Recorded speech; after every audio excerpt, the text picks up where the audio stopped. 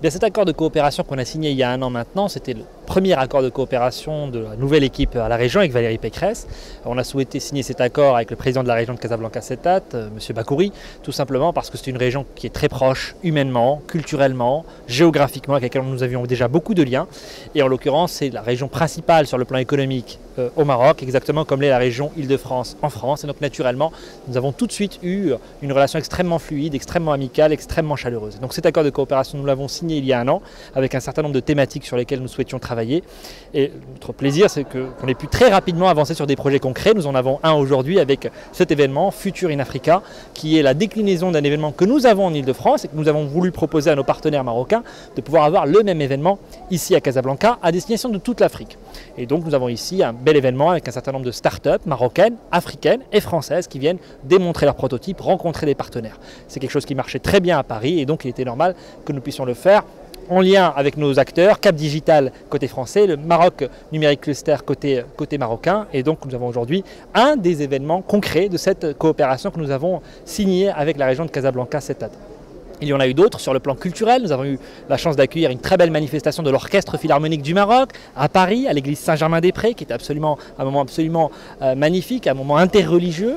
Nous avons de la même manière travaillé ensemble sur l'aéronautique avec le pôle de compétitivité Aztec et ici le pôle de développement de Noisser.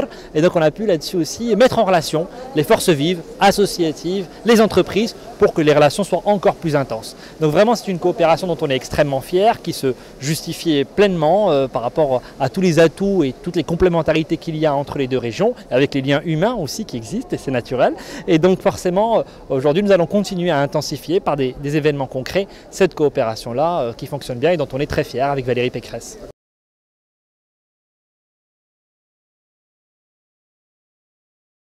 Je vais vous donner un autre exemple de cette coopération. Ça va être le prix que nous allons remettre tout à l'heure sur le réseau d'incubateurs francophones où nous avons ici un incubateur casablancais, l'espace Bidaya, qui intègre ce réseau d'incubateurs qui permet de mettre en relation des startups d'Île-de-France avec des startups à Casablanca, à Alger, à Tunis, à Beyrouth, à Dakar, à Abidjan, dont on revient tout juste, et puis également à Antananarivo, là aussi pour avoir un vrai réseau d'échange sur l'innovation. Mais évidemment, il n'y a pas que les sujets d'innovation, il n'y a même pas d'ailleurs que les sujets économiques, il y a aussi des transferts de compétences qui se font. Nous avons des discussions extrêmement poussées avec l'administration régionale de la région de Casablanca-Settat, avec les élus de la région et les vice-présidents notamment, chacun dans leur domaine respectif. Et nous avons comme cela aussi des échanges de compétences sur la régionalisation avancée qui a lieu aujourd'hui au Maroc et qui est un vrai progrès dans le cadre de la nouvelle constitution qu'a voulu Sa Majesté. Et bien de la même manière, nous essayons aussi de donner un petit peu de notre expérience en la matière et nous avons nous aussi à apprendre parce que nous avons fait des erreurs dans le temps, des erreurs que ici la région de Casablanca-Settat doit éviter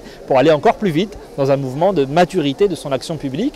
Et donc sur tous ces sujets-là, on est dans une relation extrêmement efficace et en non seulement 1 an, eh bien, il y a eu un certain nombre d'échanges, de jalons. Nous avons ici, je prends cet exemple-là, l'Institut d'aménagement et d'urbanisme qui est un organisme de la région Île-de-France, qui est notre bras armé en matière de planification, de schéma directeur, d'aménagement des transports.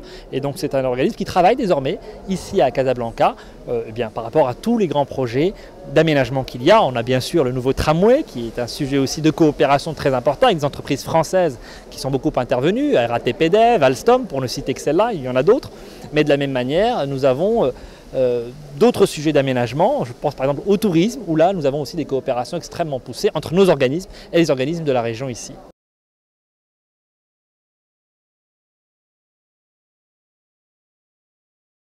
Bien sûr, Casablanca est tout à fait incontournable sur le plan économique en Afrique. C'est une porte d'entrée majeure pour le continent africain.